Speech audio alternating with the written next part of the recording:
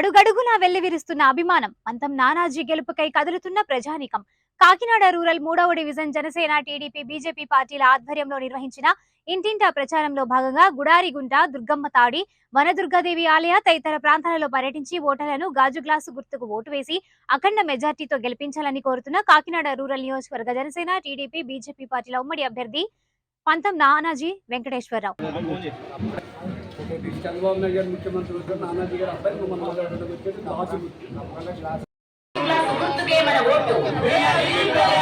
మన పార్లమెంట్ అభ్యర్థి తంగళ్ళ ఉదయ్ శ్రీనివాస్, మన పార్టీ జనసేన, మన గుర్తు గాజు గ్లాస్ గుర్తుకే మన ఓటు.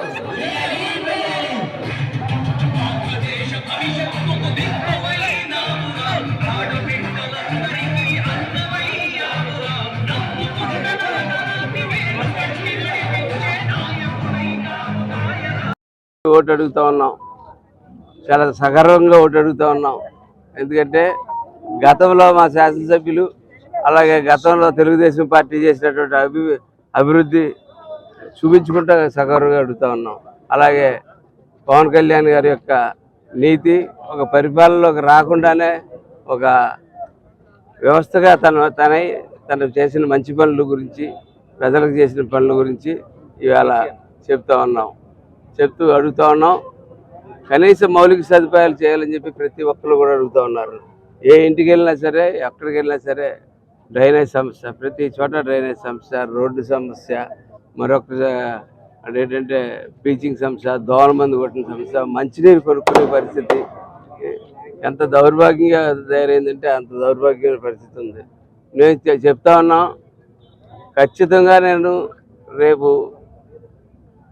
అధికారంలోకి వచ్చిన తర్వాత కాకినాడ రూరల్ కాన్స్టిట్యున్సీ నుంచి ప్రతి హాస్పిటల్ దగ్గర కూడా ఒక నలుగురిని పెట్టడం, తద్వారా పేదలు ఎవరైతే జనరల్ హాస్పిటల్ వైద్యానికి వస్తారో వాళ్ళకి దగ్గరుండి వైద్యం చేసి పంపించడం అన్నది ప్రధానమైన ఎజెండాగా, లోకల్ ఎజెండాగా నేను పెట్టుకుంటా ఉన్నాను. ఎందుకంటే విద్య, ఆరోగ్యం అన్నది చాలా ప్రధానమైన సమస్యలు. మిగిలిన అన్నింటి మీద కష్టపడితే సంపాదించదు, కానీ విద్య, ఆరోగ్యం అన్నది సరైన సదుపాయం లేకపోతే పిల్లలకు తరం పాడైపోతుంది. విద్య లేకపోతే, ఆరోగ్యం లేకపోతే ఈ 2 తరాలు పాడైపోతుంది. ఆరోగ్యం పోతే ఇప్పుడు ఉన్న తరం పోతే రాబోయే తరం కూడా పోతూ ఉంటుంది. కాబట్టి మీ యొక్క ఆరోగ్య భద్రత విషయంలో మటుకు పూర్తి హామీ మేము ఇస్తామని చెప్పి తెలియజేస్తూ ఉన్నాం. అలాగే లోకల్ మేనిఫెస్టో తయారు చేసుకోబోతూ ఉన్నాం.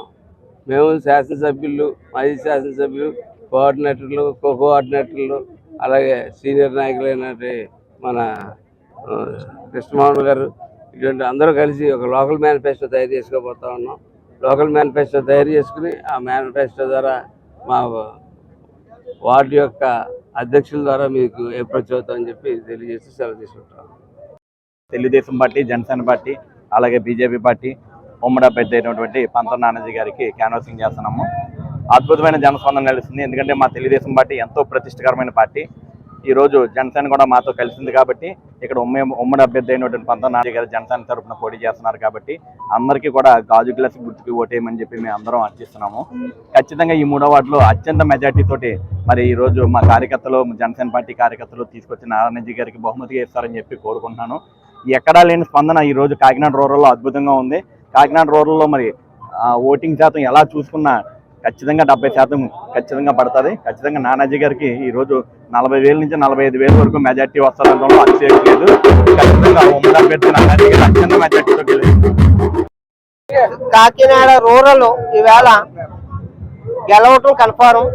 మెజారిటీ అంత అనేది కాదు, గెలవటం కన్ఫర్మ్. అది గెలవటానికి కారణం 2014 నుంచి 2019 వరకు పిల్లి సత్యబాబు గారు చేసిన అభివృద్ధి, గ్రామ అభివృద్ధి అంటే నరేంద్ర మోడీ గారు ఆ వేళ రోజుని గ్రామానికి ₹1 చొప్పున ఇవ్వడం జరిగింది. ప్రతి గ్రామానికి కూడా ట్రైన్లు అయితే, సిమెంట్ రోడ్డు, ఎలక్ట్రిసిటీ అయితే ఏమైతే ఆ అభివృద్ధిని చూసి వేళ పిల్లి సత్యబాబు గారు కష్టపడటం చూసి నిజంగా చాలా యాక్సెప్ట్. పిల్లి సత్యబాబు గారికి అయితే ఆయన 5 సంవత్సరాల నుంచి రాబోయే ఎలక్షన్ లో నేను పోటీ చేస్తాను, ఎమ్మెల్యే అవుతాను అని ఆశతో ఉండి టైంలో చంద్రబాబు గారు నైట్ ఫోన్ చేసి మనకు కూటమిలో సీట్ ఇలాగ పంతం నానాజీ గారికి ఇవ్వడం జరిగింది. సత్యబాబు నువ్వు వాళ్ళ వెనకాల తిరగాలి అనగానే వెంటనే ఆయన పోలే, నా గ్రామ నా కాన్స్టిట్యున్సీ ప్రజలు, నా కాన్స్టిట్యున్సీ బాగుంటే చాలు నాకు, నా చంద్రబాబు గారు సీఎంగా ఉంటే చాలు నాకు, నేను ఏమైనా పర్లేదు నేను చేస్తానని చెప్పి ఆయన రావడం జరిగింది. అదేవిధంగా బీజేపీ కూడా వెంటనే స్పందించి మేము కూడా ఎవరం కూడా ఇది లేకుండా మేము కూడా కష్టపడి తిరుగుతున్నాం. ప్రజలు ఇవన్నీ కూడా గమనిస్తున్నారు. వాళ్ళ పడి ఈ 5 సంవత్సరాల బాధలన్నీ కూడా మరించాలి అంటే ఈవేళ మనం గ్లాస్కి ఓటేయాలి. ప్రజలంతా కూడా గమనించి ఎటువంటి పాలనకి మనం ఛాన్స్ ఇస్తున్నామో చూడాలి. జగన్ అనే ఒక దుర్మార్గ పాలన మనం ఇప్పుడు కూడా కాదనుకోకపోతే రాబోయే రోజుల్లో చాలా ఇబ్బందులు పాలవుతాం. మన కిడ్నీలు కూడా పట్టిపోతారు. ఇంక రాష్ట్రం అప్పులు కానీ వడ్డీలు కట్టకపోతే గ్యారంటీ ఇందులో తేడా